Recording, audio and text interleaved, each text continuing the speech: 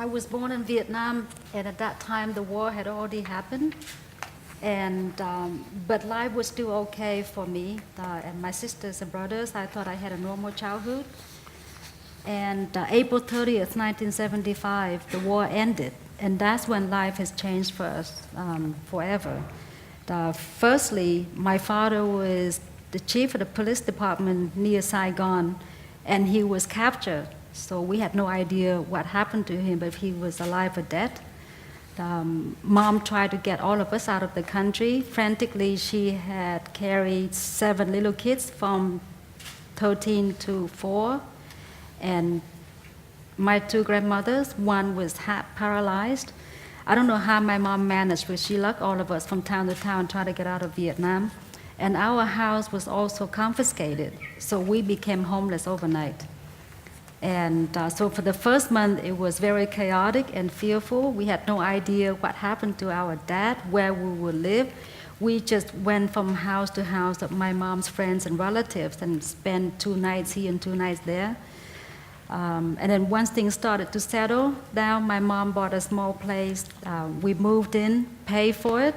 A few hours later, the communists came over and said, this house belongs to the government, so get out. So we became homeless again. And during that time, eventually my mom found out that my father was captured and was kept in prison near his military base. So we became hopeful that we would see our father again. Initially, us children were thinking that Dad will come home today. We just prayed that he walk into that door sometimes. That day did come, but it was 14 years later. And during that 14 years, we lived in the unknown. That's about my dad. Meanwhile, at home, my mom could not get a job because of her husband's military background. We children cannot go to school. My mom had to enter into the black market trying to trade to get money to bring home food for her children. Thai life was really, really tough. And on top of that, we were forced to go to area that's called new economic zones.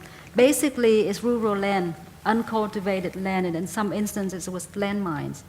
And women, elderly, children were shipped there by truckloads, and many of them didn't make it. That alone was not enough for my mom to send her children to escape by boat. Until 1978, Vietnam had war in Cambodia, and the government sent young people to war without training, without ammunition, and many of these young people died in the battlefield within the first few weeks. So that's when my mom realized that it's only a matter of time when her children will either die in Cambodia or if she sends us by boat, we will risk dying in South China Sea. And she took that risk, and she was able to let go.